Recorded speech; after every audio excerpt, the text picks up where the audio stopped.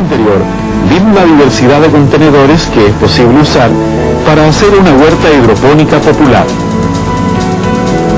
En esta clase nos dedicaremos a ver los tipos de sustratos o medios de cultivo que usaremos y cuáles son sus principales características y forma de usarlos. En todos los países y en todos los lugares hay materiales que algunas industrias desechan o que la naturaleza provee de manera abundante y económica. Estos materiales pueden ser utilizados como medio de cultivo, prefiriendo que en lo posible sean inertes física, química y biológicamente. Lo más recomendable de un buen sustrato es que sus gránulos tengan un tamaño entre 0,5 y 7 milímetros, que retengan una buena cantidad de humedad, pero que además faciliten el drenaje de los excesos de agua que pudieran caer con el riego o con la lluvia. Que no se descompongan o se degraden con facilidad.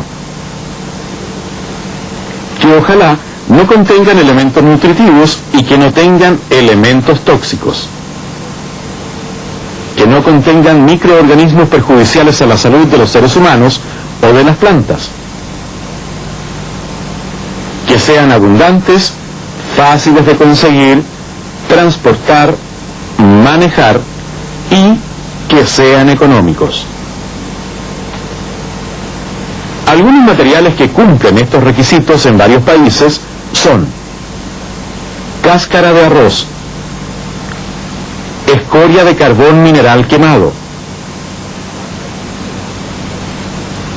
acerrín de maderas amarillas, se excluye el pino, utilizables en una cantidad no superior al 20% del total de la mezcla, escorias o tobas volcánicas, arenas de ríos o corrientes de agua limpias que no contengan alto contenido salino, grava fina o maicillo. Estos materiales se pueden utilizar solos, pero también algunas mezclas de ellos en diferentes proporciones han sido probados para el cultivo de más de 30 especies de plantas. Las mezclas más recomendadas son 50% cáscara de arroz y 50% escoria de carbón, 80% cáscara de arroz, 20% acerrín, 60% cáscara de arroz, 40% arena de río, 60% cáscara de arroz, 40% escoria volcánica. Veamos ahora cómo realizar una de estas mezclas. Por ejemplo, 50% cáscara de arroz con 50% de escoria de carbón. En primer término, lavamos cuidadosamente con agua limpia la escoria de carbón para limpiar todas las impurezas que pueda contener. Esto lo podemos hacer, como vemos aquí, hasta que el agua se vea que sale clara.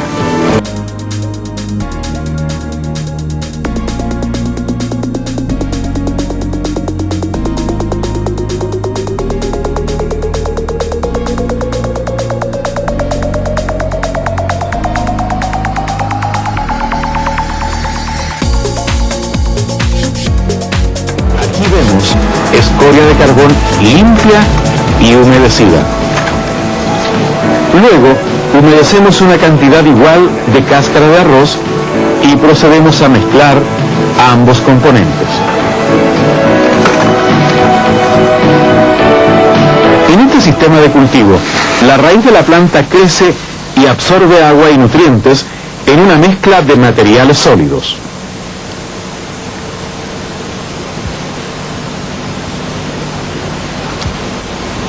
El otro medio de cultivo, el más universal de todos, es el agua, que se usa con el mismo fin que el sustrato sólido: permitir el desarrollo de las raíces y la absorción de agua y de las sustancias nutritivas adicionadas, pero en un ambiente totalmente líquido. Este último sistema solo se recomienda para el cultivo de lechugas de diferentes variedades: apio, y albahaca.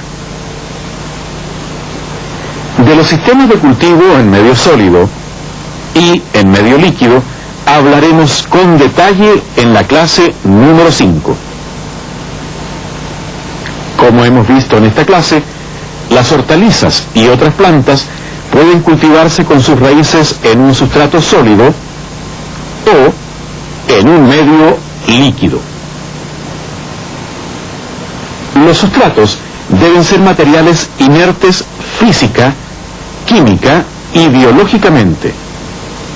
Como ejemplo, hemos visto la cáscara de arroz, la escoria de carbón y la arena de los ríos limpios. El cultivo en medio líquido, para el cual se usa el agua con nutrientes, se conoce con el nombre de cultivo de raíz flotante.